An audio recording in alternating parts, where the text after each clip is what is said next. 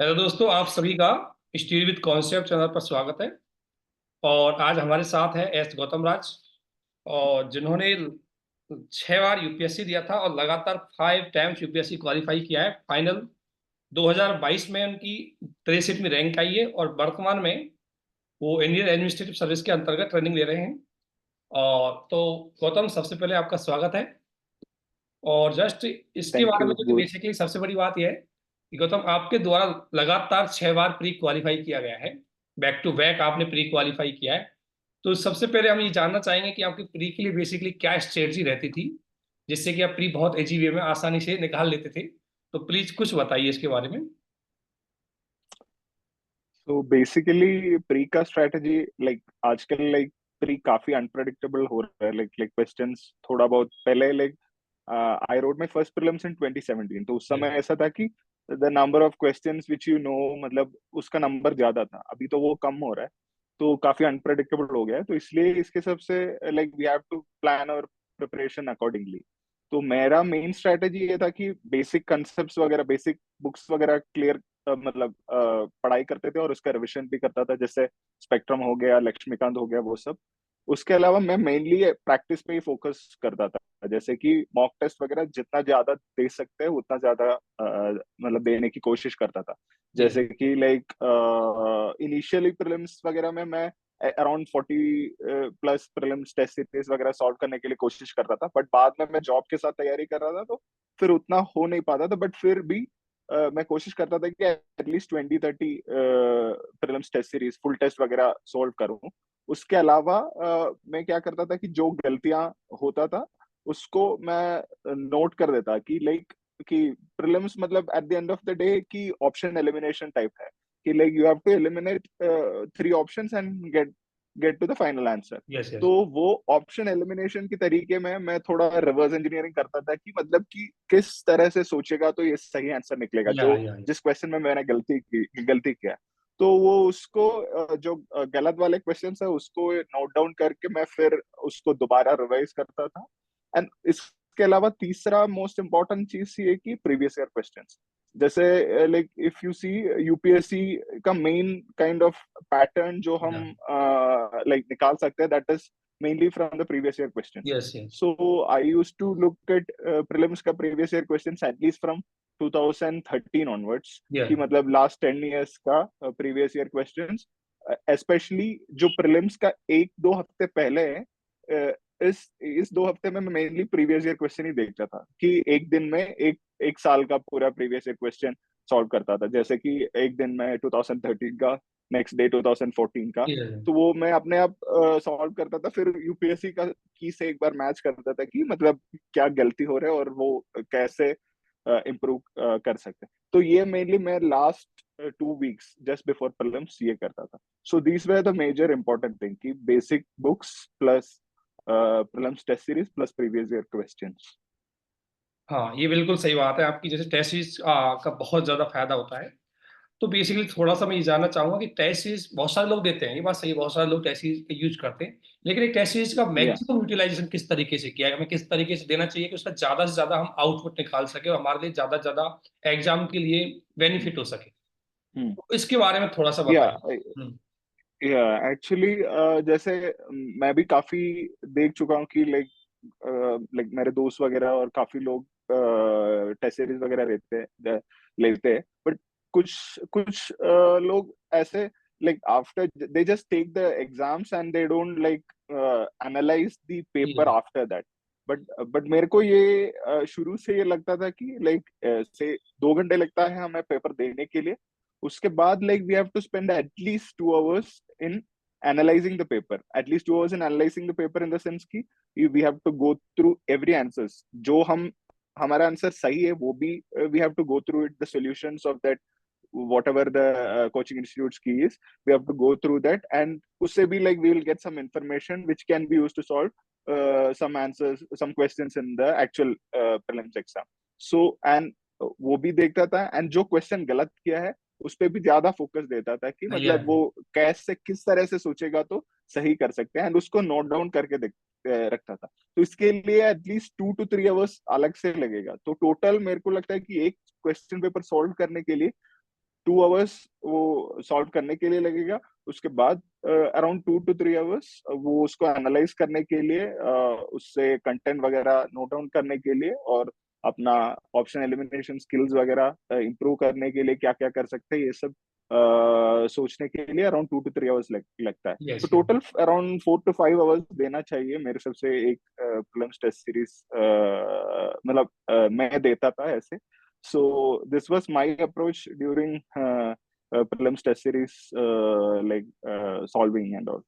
Yes yes, सबसे बड़ी बात यही है कि कई बार जैसे ग्लो स्टूडेंट्स यही गलती करते हैं कि टेस्ट तो देते हैं लेकिन टेस्ट सॉल्यूशन पे ज्यादा ध्यान नहीं देते, जो कि मेजर हाँ हाँ इंपॉर्टेंट हाँ पार्ट। हाँ, सॉल्यूशन और हमारा जो हम क्या गलतियां कर रहे हैं, लाइक जैसे कि हो सकता है लाइक कुछ क्वेश्चंस में लाइक मतलब ये कुछ ईयर्स रिलेटेड हम कॉमनली मिस्टेक्स कर रहे होंगे, यस। जैसे मॉडर्न हिस्ट्री वगैरह में। हाँ हाँ। सो वो, या फिर पॉलिटी में आर्टिकल रिलेटेड कुछ मिस्टेक्स कर रहे होंगे। सो वो कॉमन मिस्टेक्स हम अगर नोट डाउन करके लाइक एक जगह लिखेगा, तो like before exam we can just go through that, and like that will be very helpful basically. Yes yes, तो सो बेसिकली है कि हमें जैसे एक कोई टेस्ट देना चाहिए, टेस्ट देने के बाद उसका टेस्ट का सॉल्यूशन करना चाहिए, नेक्स्ट टेस्ट दे तो जो या, मिस्टेक इसमें हुई है तो नेक्स्ट टेस्ट में उनको थोड़ा अप्लाई करके देखें। ट्रू ट्रू ट्रू या ट्रू, हाँ। तो तभी जाके टेस्ट सीरीज का ज्यादा फायदा हो पाता है। तो क्या या कोई जैसे मान लो आपको कोई क्वेश्चन नई एक्स्ट्रा इन्फॉर्मेशन आई टेस्ट सीरीज के सॉल्यूशन में, या कोई ऐसा क्वेश्चन जो आपको गलत हुआ है, तो उनका बेसिकली आप शॉर्ट नोट्स तो बनाते ही होंगे, है ना, ताकि आप उनको हाँ यूज हाँ, कर लें श्योर नेक्स्ट टाइम के लिए और श्योर रिवीजन श्योर, कर लें। यस या श्योर श्योर। यस। अच्छा, एक एक और क्वेश्चन रिगार्डिंग प्री से, कि बेसिकली जैसे लास्ट टाइम पे मतलब हमें कैसे रिवीजन कैसे पॉइंट आउट करना चाहिए, कैसे रिवीजन करें ताकि हम लास्ट टाइम पे उसको अच्छे से कर पाए। यार मेनली लाइक फॉर प्री, जैसे मेरा शुरू की 1-2 अटेम्प्ट्स में मैं I was doing without a job. So उस समय मेरा अप्रोच क्या था कि मतलब मेरे पास टाइम एटलीस्ट 1-1.5 months रहता था प्रीलिम्स के लिए। सो मैं उसके अराउंड 2-3 वीक्स पहले ही, 2 वीक एटलीस्ट 2 वीक्स पहले ही सारे सिलेबस एक बार खत्म करके, लाइक उसके साथ साथ कुछ सब्जेक्ट वाइज टेस्ट सीरीज वगैरह लगा के सॉल्व करता था। उसके बाद जो लास्ट 2 वीक्स में, एंड फुल टेस्ट वगैरह भी अराउंड 1 मंथ पहले ही स्टार्ट कर देते, मतलब यस। वीकली या hmm. Every every 4 days one full test, ऐसी फ्रीक्वेंसी में मैं लेता था। एंड उसके बाद लास्ट 2 वीक्स में स्पेसिफिकली मैं ये फोकस करता था कि जो ऑलरेडी नोट्स वगैरह, रिविजन नोट्स वगैरह बनाए हैं, वो उसको रिवाइज करने के लिए, एंड जो ऑलरेडी टेस्ट सीरीज सॉल्व किया है उसको एक बार फिर से रिवाइज करने के लिए, एंड प्रीवियस ईयर क्वेश्चन जो है लाइक लास्ट 10 years का प्रीवियस ईयर क्वेश्चन, इन सबको रिवाइज करने के लिए लास्ट 2 वीक्स मेनली यूज करता था। So yes yes. ऐसे ऐसे प्लान करता था। नहीं, ये बिल्कुल सही बात है आपकी। बेसिकली सबसे इम्पोर्टेंट पार्ट होता है रिवीजन। अगर हम कोई चीज पढ़ रहे हैं उसको या रिवीजन नहीं करें तो यूजलेस हो जाता है या उसके बाद। करेक्ट करेक्ट रिवीजन करेक्ट, सबसे इवन टेस्ट इम्पोर्टेंट। सीरीज भी, हाँ true true, even test series भी लाइक एटलीस्ट वंस, जो टेस्ट सीरीज हम सॉल्व कर रहे हैं एटलीस्ट वंस रिवाइज करना चाहिए, तभी लाइक हाँ उसका लाइक मैक्सिमम यूटिलिटी हो जाएगा। हाँ, ये बात सही बिल्कुल। अच्छा, एक चीज और की यस गौतम राज, जैसे आपका तो ऑप्शनल मैथ सब्जेक्ट था, तो बेसिकली सी सेट में आपको हाँ ज्यादा इशू नहीं आता, क्योंकि ठीक है मैथ आपका ऑप्शनल हाँ हाँ, सब्जेक्ट था। लेकिन जो नॉन मैथ बैकग्राउंड के कैंडिडेट होते हैं, और 2023 का पेपर देखा है आपने, 2022 का पेपर भी देखा है, सी सेट एक मेजर रोल रहा है सी सेट का, जिसकी वजह से लोग मतलब प्री क्वालिफाई नहीं कर पाए। तो इस सी सेट के लिए बेसिकली क्या रणनीति होनी चाहिए उन कैंडिडेट के लिए जिनका बैकग्राउंड मैथ नहीं है बेसिकली, तो उसके बारे में आप किस या तरीके से थोड़ी बेसिक प्रिपरेशन करनी चाहिए और क्या इस तरीके से इस पे ध्यान देना चाहिए ताकि वो एक ऐसे पार्ट में कम से कम फेल नहीं होना चाहिए जो part basically qualify, just qualify. तो प्लीज इसके बारे में थोड़ा कुछ हाँ, हाईलाइट कीजिए। या या आजकल एक्चुअली जो सीसैट की लेवल काफी इंक्रीज हो गया है, स्पेशली यस लास्ट 2 years में। एंड इवन लोग जो इंजीनियरिंग बैकग्राउंड से भी है, उनका भी लाइक कुछ कुछ लोगों का सीसैट क्वालिफाई नहीं हो रहा है। सो इसलिए लाइक सीसैट पे एक्चुअली अच्छे से फोकस करना चाहिए। एंड इसके लिए लाइक मेरे को क्या लगता है कि जैसे कि अभी अभी ऐसा नहीं है कि खाली कॉम्प्रिहेंशन फोकस करके, हाँ। मैथ्स इग्नोर करके हम मार्क्स ला सकते हैं। तो दोनों पे फोकस होना चाहिए, कॉम्प्रिहेंशन में भी फोकस होना चाहिए। कॉम्प्रिहेंशन में तो एक तो आंसर्स की सब्जेक्टिविटी है, हो सकता है कि लाइक जो हम लिख रहे हैं, बिकॉज वो देयर सही आर बात, ये मल्टीपल बात चॉइस एक्यूरेसी थोड़ी सी चांस कम है आंसर्स, एक्यूरेसी होने का। हाँ क्या चांस थोड़ा कम है, तो उसमें हम एंटायरली रिलाई नहीं कर सकते। yeah, तो उस पर फोकस करना चाहिए, but main focus quant maths related questions में भी लाइक मेजर फोकस होना चाहिए। तो उसके लिए मैं ये कहूंगा कि जो नॉन मैथ्स बैकग्राउंड से है, एटलीस्ट लाइक जो मान ले, if you are appearing for say like say now it is 2024 2025 prelims के लिए अप्लाई अपियर कर रहे हैं, या एक साल के बाद प्रीलिम्स के लिए अप्लाई कर रहे हैं, तो अभी से लाइक जो मैथ्स से रिलेटेड टॉपिक्स वगैरह लाइक जैसे रेशियो yeah. और simple number system. Logical reasoning related problems, या number yes. System related problems, permutation combination related हाँ आजकल बेसिक। कुछ कुछ हम्म। प्रॉब्लम्स आ रहे हैं। सो वैसे टॉपिक्स लाइक चुन करके like you can go through some आजकल like there are some CSAT related textbooks are there, or you can go through some online videos and use करके ऐसे problems practice करना चाहिए। And also you should practice previous year questions, जैसे कि around 13। 2014 14 हाँ 15 से 13 से लाइक सारे हर साल का प्रीवियस ईयर प्रॉब्लम्स भी प्रैक्टिस करना चाहिए। सो आई थिंक कि जो नॉन मैथ्स वाला नॉन साइंस बैकग्राउंड से है, उनको लाइक एडिक्वेट टाइम देना चाहिए सीसैट प्रिपरेशन के लिए, बिकॉज भले if you bring like 120 marks in GS, if you are not qualifying CSAT, तो फिर उसका कुछ हाँ। यूटिलिटी नहीं है। So you have to give adequate importance to CSAT, yes yes, बिल्कुल and सही बात especially है। focus on maths वाला part also, because कि comprehension वाला part को थोड़ा ये subjectivity and ये है। हाँ उसमें थोड़ी सब्जेक्टिविटी ज्यादा रहती है, कई बार यूपीएससी ऐसे आंसर yeah मांगेगी जो हम सोच नहीं पाते उस तरह के आंसर। तो yeah वो एक yeah issue है। तो ये बिल्कुल सही बात है, क्योंकि बेसिकली तीनों चीजें ही काफी इंपॉर्टेंट होती है, लेकिन मैथ एक ऐसा पार्ट है जिसमें आपकी एक्यूरेसी थोड़ी ज्यादा रहने की संभावना ज्यादा रहती है, थर्ड पॉसिबिलिटी। जगह से हाँ। तो हमें उस पर भी थोड़ा पॉसिबिलिटी है कि ध्यान देना चाहिए। और अगर दूसरी बात यह है कि जिनका थोड़ा सा कंप्रिहेंशन है, जो लगता है कॉम्प्रिहेंशन का एक पॉजिटिव है, तो वो थोड़ा पॉजिटिव रखते हुए उसको थोड़ा एक्यूरेसी प्रैक्टिस के माध्यम से बढ़ा करके। प्रैक्टिस। हाँ हाँ हाँ प्रैक्टिस एक मेजर इंपॉर्टेंट पार्ट रहा है। अच्छा इसमें लास्ट जस्ट अभी एक क्वेश्चन रिगार्डिंग प्री, आपको एक लास्ट क्वेश्चन ये है कि बेसिकली जो लोग अब 2024 देने वाले हैं, इस बार जो 26 मई को हम्म है एग्जाम यूपीएससी की शेड्यूल, हम्म उनके लिए क्या हम्म बेसिकली अब कहना चाहेंगे आपको, कि 17 मार्च हो चुका है बेसिकली, तो उनको किन चीजों पे लास्ट टाइम पे हम्म ध्यान रखना चाहिए और क्या करना चाहिए? आई थिंक इस साल prelims is on May 26, 6। right? 6 6, so almost they have like 2 months month. अभी है। So I would say कि use this like if focus this 2 months exclusively or mainly on prelims, like yes. mains वगैरह का बाद में they can focus on, and this 2 months I at least try to do all the like first round of reading of all the core subjects and current affairs material by say April 3rd week or April 4th week, and उसके साथ साथ भी subject wise test series और full test में भी April 1st week onwards yes. Weekly एक करके start करना है। एंड अप्रैल में ये सब करना है, एंड मई में like you can focus entirely on revision, and जो फुल टेस्ट जो ले रहे हैं उसका फ्रीक्वेंसी बढ़ा सकते हैं, like you can do take 2 full test in a yes. Week, ऐसे ऐसे करके बढ़ा सकते हैं, and focus on revision. And like last 2 weeks, as I mentioned earlier, you can focus on previous year questions, जो last 10 years का, and focus on final revision, and जो test series solve किया है उसका भी रिविजन कर yes. Yes. Like कर सकते हैं। So plan to do at least say if you are first attempters और what, at least 30 test series solve करने का, उसमें से at least 10 to 15 full test solve करने का कोशिश करना चाहिए, and previous year questions also, that is very important. Yes. Just एक रिगार्डिंग जैसे अभी बेसिकली एक मेजर इशू रहता है रिगार्डिंग करंट अफेयर्स, है ना?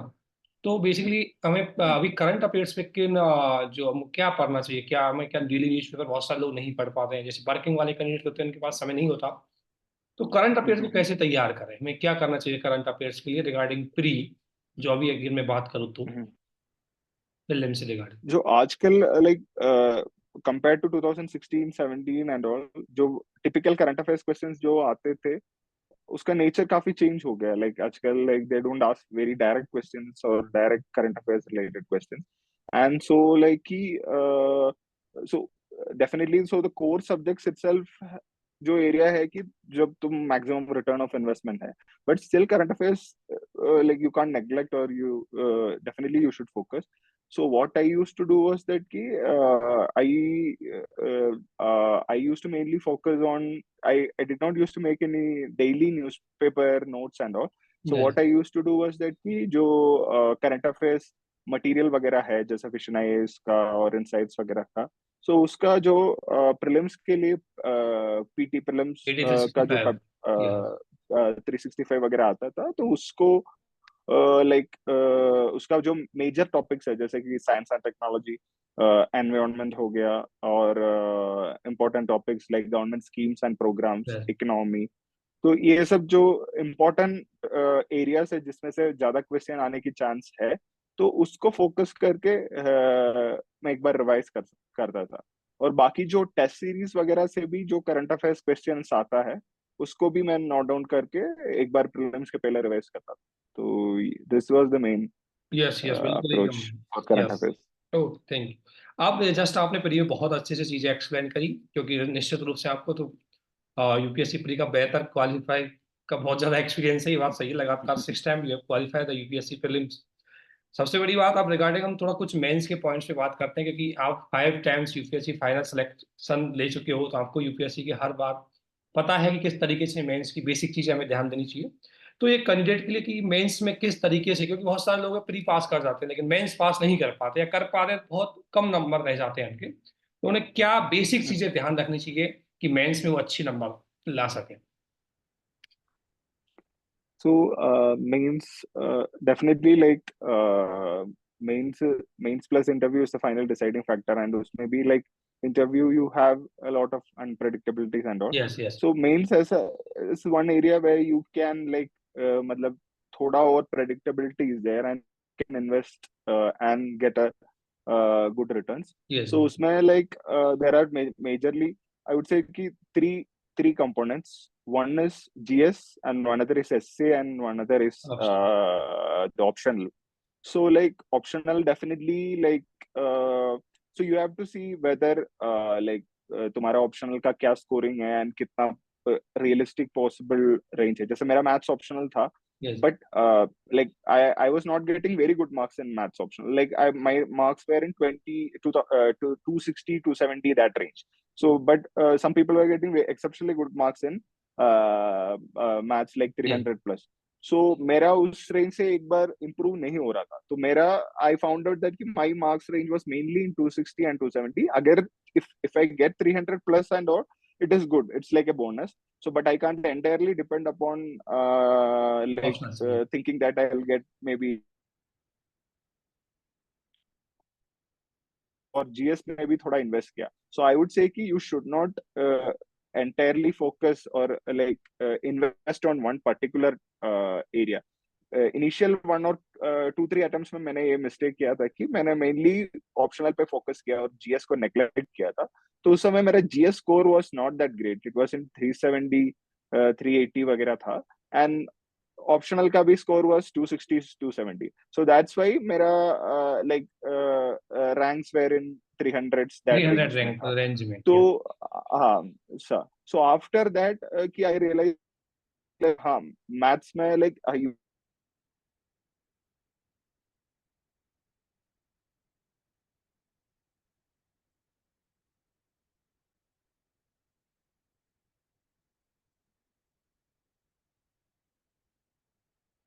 सो लाइक उसके लिए मैंने डेली आंसर राइटिंग किया और टेस्ट सीरीज वगैरह ज्यादा दिया, and after that my GS score had started improving, and last year like my I had got quite decent score in GS like 420 plus मिला था। यस, तो इसलिए like वो ऑप्शनल का स्कोर को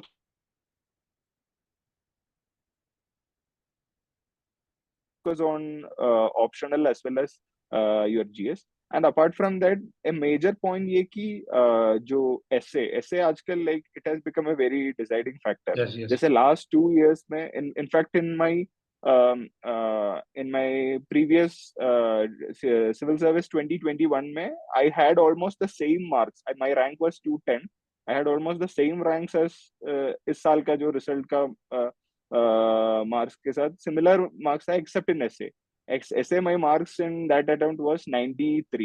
So that was the only reason my rank was in 210. So otherwise I would have got the same rank. So essay आजकल it has become a very deciding factor. So you have to आजकल like lot of philosophical yes. and that kind of essays are coming. So हाँ हाँ, yes. quotations based essays are coming. So essay के लिए थोड़ा time देना चाहिए. At least you should do proper brainstorming for around say 15-20 ऐसे topics जो previous year question का या फिर test series का वो करना चाहिए. And apart from that at least I think I would say कि दो मतलब 4 ऐसे तो लिखना चाहिए. मतलब 2 ऐसे टेस्ट सीरीज लाइक 4 ऐसे तो मिनिमम लिखना चाहिए. एंड उसका फीडबैक भी if you can get it from someone it would be really good कि and like philosophical ऐसे तुम like how are you handling it and whether you are interpreting it correctly. आजकल interpretation अगर गलत हो जाएगा तो then it हाँ, can या backfire. So टॉपिक कुछ ऐसे और पे है, भी फोकस इंटरप्रिटेशन अगर करना. अलग हो जाए तो वो ज्यादा या खराब या चला जाता है. या यस. तो और एक चीज जैसे आपने बहुत सारी चीजें अच्छी बताई इसमें कि बेसिकली आंसर राइटिंग एक मेजर इंपॉर्टेंट पार्ट होता है. क्या किसी का मतलब कई नए स्टूडेंट होते हैं, नए स्टूडेंट्स के रिगार्डिंग ये कुछ जो पहली बार एग्जाम्स देने की तैयारी कर रहे हैं, सोचते हैं आफ्टर ग्रेजुएशन, तो उनका एक सिलेक्शन प्रोसेस में रहता है कि क्या ऑप्शन चूज करना चाहिए. तो कोई भी कैंडिडेट यदि कोई ऑप्शनल सब्जेक्ट चूज करता है तो उसको क्या पैरामीटर ध्यान में रखने चाहिए अपने ऑप्शनल सब्जेक्ट को चूज करते समय. मेनली ऑप्शनल सब्जेक्ट चूज करने के लिए लाइक मैं when I was deciding my optional subject मैं ये फोकस करता था कि like primary thing was my interest because like you would be studying that optional subject say average number of attempts आजकल UPSC जो clear Yeah. करने के लिए ले रहे it is like 2 to 3 attempts. Yes. So say you'll be dealing with your optional for say around 3 or 4 years. So like you should have genuine interest in that subject. Just because based on your scoring potential or what, if you select some optional, it might not give it. You won't be able to study that. So primary thing is that you should have proper interest in that subject. And secondary thing was that like say like if you need some guidance or coaching and or if you have sufficient that Material. coaching support or Yes. ecosystems or material available and ये देखता था and see how the general scoring trend in each optional is. But I say कि every optional has a level playing Yeah. field in UPSC because every optional has its own positives and negatives and UPSC does its own like normalization or scaling to ensure that there is a level playing field. So I think primary factor is interest or aptitude as well as whether adequate support mechanisms and all are available or Yes. not. सो यही decide use करके decide करते हैं. So good. Basically सही बात है इसमें. और एक चीज है जैसे कि बेसिकली बात करते हैं हम थोड़ा हिंदी मीडियम वालों की, तो बहुत सारे लोग हाँ मेरे हाँ. मेरे फ्रेंड्स है, कई ऐसे लोग हैं जो तैयारी भी कर रहे हैं, नए स्टूडेंट्स का लिए. वो बेसिकली हम्म कुछ टॉपर्स के जो मार्किंग आते हैं या टॉपर्स की जो रैंक आती है हम्म उसके आधार पर अपने ऑप्शनल सब्जेक्ट को कई बार चेंज कर देते हैं लास्ट टाइम पे. तो क्या लगता है ये सही है या क्या है? जैसे बेसिकली कुछ एक हिंदी मीडियम चल रहा है कि हिंदी लिटरेचर गुड सब्जेक्ट वो taking good marks in UPSC. तो हिंदी हाँ लिटरेचर ठीक है, अच्छा मार्जिन है, लेकिन एक सब्जेक्ट आपने ऑलरेडी बहुत अच्छे तैयार कर रखा है, तो क्या उसको चेंज करना ठीक हाँ. रहता है लास्ट टाइम पे? नहीं ये ऑब्वियसली ये अगर ऑप्शनल चेंज कर रहे हैं या कि नहीं it should be based on an individual call rather than कि एक साल का रिजल्ट देख लिया और मे बी एक दो ऑप्शनल उस साल लाइक टॉपर्स का ऑप्शनल कोई पर्टिकुलर सब्जेक्ट एक्स है तो वो देख के वो ऑप्शनल चूज करने का आई थिंक कोई मतलब नहीं है. हाँ, या. Rather it should be based on like say but I have seen some cases where say one person has written an optional successively for 2-3 mains and अगर उनका score improve नहीं हो रहा है और उनको खुद को realize कर रहे कि I am not able to progress anything further, then they can consider shifting their optional subject and all. But just because just because some toppers are having some other optional subjects, you should not blindly follow and take that option. या. Rather, अपना ये अपना interest के ऊपर होना चाहिए, and every optional has its own pros and cons. ऐसे कुछ नहीं है कि कोई ऐसे कोई ऑप्शन नहीं है कि जिसमें like you can get a very good score. ऐसे ऐसे मेरे को नहीं लगा है कि ऐसे कोई स्पेसिफिक ऑप्शनल है।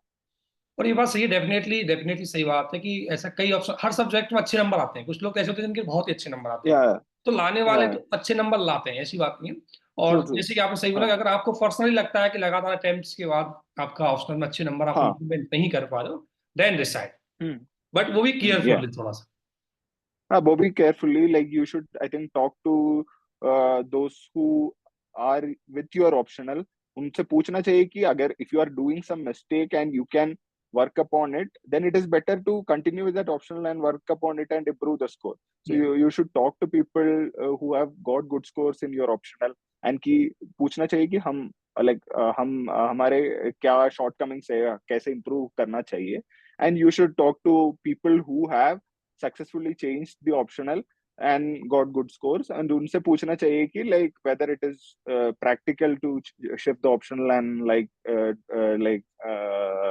study with a new optional and all. Yes, yes. So ये सब carefully डिस्कस करके डिसाइड करना चाहिए।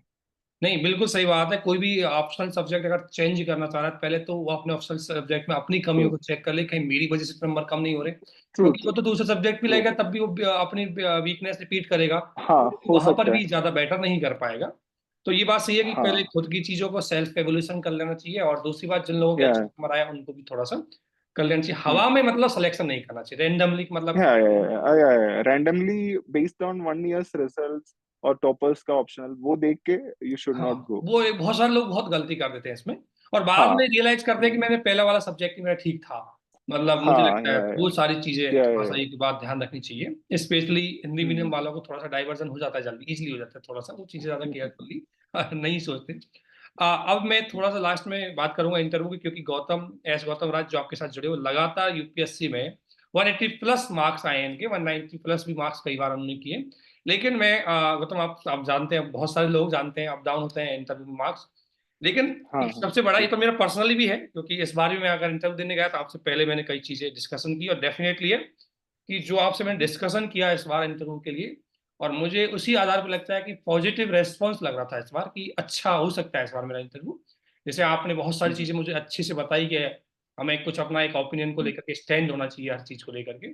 तो मैं जानना चाहता हूं कि आप और सभी को बताएं कि आपका लगातार यूपीएससी में 5 टाइम्स 180 प्लस मार्क्स आपके जो आए, है ना, उसका क्या राज है, किस तरीके से आप देखो इंटरव्यू में, देखो गौतम एक बात सही है, एक दो बार आ जाए अलग बात है, वन टाइम आपके अच्छे नंबर आ गए, दैट्स अलग अलग बात, लेकिन लगातार सस्टेन कर पाना इतना आसान नहीं है। मतलब मुझे ऐसा कोई कैंडिडेट अभी तक नहीं मिला, आपके तो मेरा, हम दोनों पर्सनली रहे अपन, लेकिन ऐसा क्या राज है इसके कि आप लगातार 5 टाइम्स अच्छे नंबर लाए, क्या करना चाहिए इंटरव्यू में ऐसा? Yeah, among the three stages, I would say still interview would be the most unpredictable. Just now, we can't predict ki, like whether we'll be getting say Yeah. 200 or 190 or 190. But still, from my experience, what I have done, I can say कि मैंने क्या किया है. So mainly like from my first attempt itself, like I used to like consider this as like rather than a kind of question and answer session, I used to like consider it as a like kind of a conversation. Like there are a group of senior Yes. civil servants or academicians, वगैरह, so who are like interacting with you and kind of conversing with you. So you should consider it like a conversation की तरह consider करना हाँ, चाहिए, and you should not consider कि like they are like जैसे हम अपना college school वगैरह में वाइवा होता है, तुम आंसर करो, वो नहीं है वो।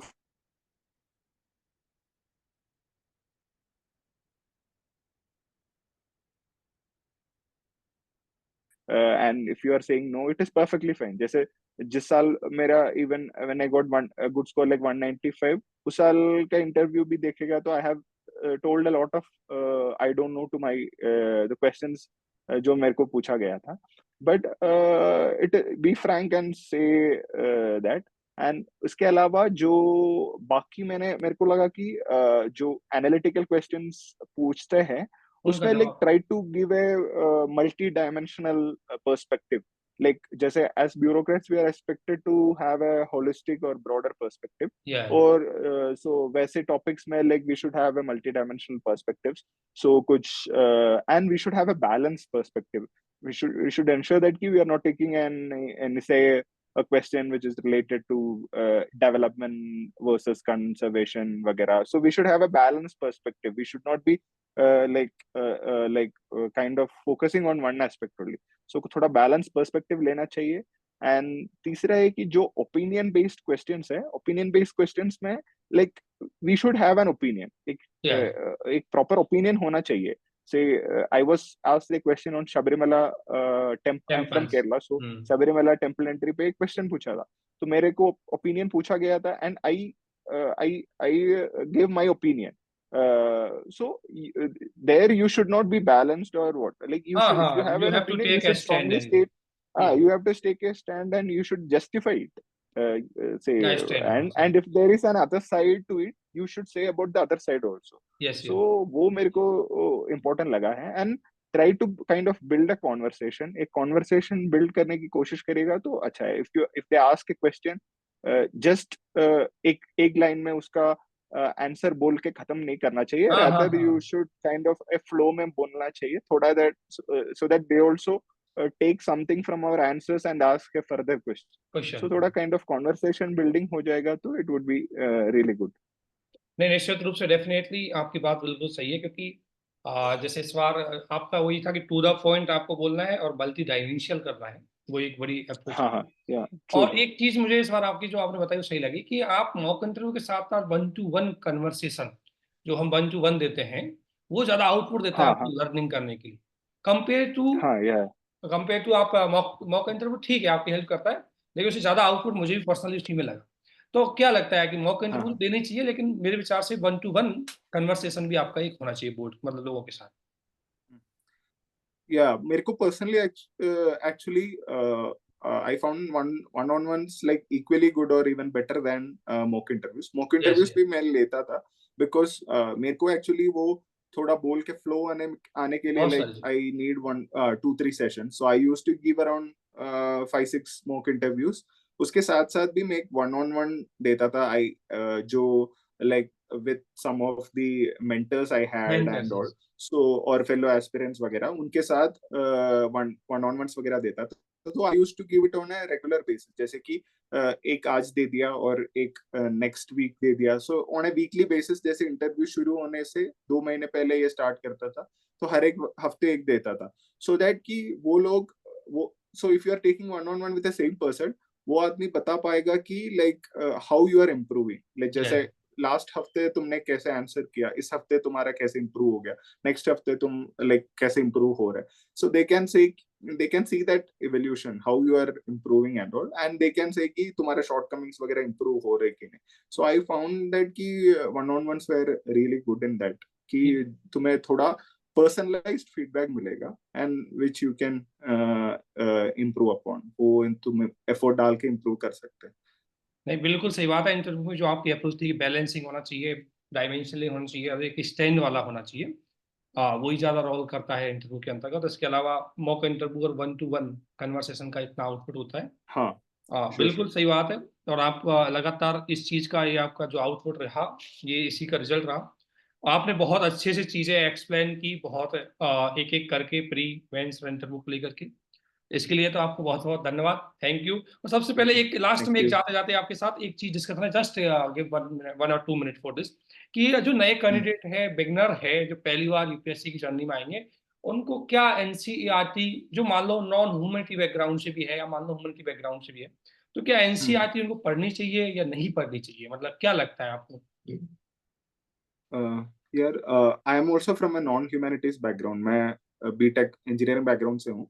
सो जिस समय मैं प्रिपरेशन शुरू किया था, तो उस समय भी like lot of people used to say कि एनसीईआरटी बहुत इवन क्लास 9 से पढ़ना चाहिए, ऐसे करके बोलता था. बट मेरे को उतना पॉइंट नहीं लगा था, बिकॉज कि like it is very basic. Class 9th and 10th etcetera is very basic. So मेरे को पर्सनली पूछेगा तो आई वुड से कि it is subject dependent. So I I had read NCERT mainly for subjects like geography, where class 11th or 12th geography, which I found बहुत useful लगा था. Yes. And in fact history, modern history, art and culture, उस उनका like 11th and 12th history basically that was very useful. वो मेरे को अच्छा लगा था. And apart from that, subjects like polity, economy and all, मैं इतना NCERT ज्यादा नहीं पढ़ा. So mainly for subjects like art and culture, modern history and geography, मैंने NCERT डिपेंड किया है. And that too I read mainly 11th and 12th NCERT. So उसके पहले का मैं इतना फोकस नहीं किया. And I think it is more than enough. So I think aspirant को देखना चाहिए कि like they can maybe read class 9th and 10th वाला, and बहुत basic लग रहा है तो then there is no need to further read it. They can directly go to 11th and 10th 12th वाला. वो भी आई थिंक टॉपिक के हिसाब से देखना चाहिए कि बिकॉज पॉलिटी के लिए Laxmikanth was more than enough, तो इसलिए मैंने लक्ष्मीकांत से ही प्रिपेयर किया था. सो एनसीईआरटी का ज्यादा यूज नहीं किया था. तो आई थिंक टॉपिक वाइज देखना चाहिए. हाँ, ये पर्सन इंडिविजुअल तो डिपेंड करता है. अगर कोई नया बैकग्राउंड है उसका मतलब ठीक है, उसको पेयर करना है तो डेफिनेटली है कि एनसीईआरटी उसकी सपोर्ट तो कर देती है, विशेष का स्पेशली 11th और 12th की एनसीईआरटी. तो पर्सन टू पर्सन वेरी करता है. लेकिन ये है कि मेरा पर्सनल भी ये रहा है कि आप बेसिकली पढ़े तो एक बार अगर लगता है तो आप पढ़ लेना चाहिए एनसीईआरटी, उनको मतलब छोड़े नहीं. क्योंकि पिछले 22 और 23 की जो पेपर देखा है उसमें हिस्ट्री के question directly come from the NCERT of the 6th 7th और 8th क्लास. प्रीलिम्स के लिए थोड़ा सपोर्टिव ज्यादा हो जाता है इसके पास. तो गौतम, बहुत अच्छा से आपने चीजों को एक्सप्लेन किया और आपको दोबारा से हमारी ओर से बहुत बहुत धन्यवाद. Thank you for giving your supporting, giving your time, giving your a good guidance for the student, और स्पेशली जो नए लोग हैं उनके लिए और इस साल तैयारी कर रहे हैं उनके लिए. आपने बहुत अच्छी से चीज़ें एक्सप्लेन की इस और अपना जो समय दिया उसके लिए भी हमारी ओर से बहुत बहुत धन्यवाद आपको. और निश्चित रूप से अगर एक, क्योंकि कई लोगों को अच्छी गाइडेंस नहीं मिल पाती है, that is a major issue. लोगों के साथ ही एक इशू होता है, तो अगर उनको इस तरीके की चीज़ें मिल जाए तो बहुत जरूरी है. निश्चित रूप से आपकी बात बहुत हेल्पफुल रहेंगी सभी चीज़ों के लिए, और आपने जो समय दिया इसके लिए बहुत बहुत धन्यवाद. Thank you Gautam. Thank you.